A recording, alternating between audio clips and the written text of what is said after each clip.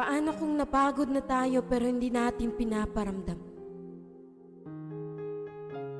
Paano kung gusto mo nang sumuko pero ang tanging pinapakita mo lang ay ang paglaban?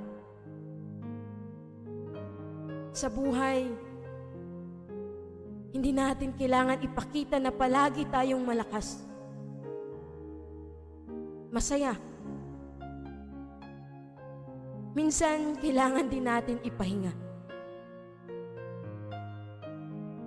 Ilabas ang bawat pagod at salita. Maraming hindi nakakaintindi. Pero ito, andito tayo sa realidad na kung saan tinatago natin ang sakit na nararamdaman.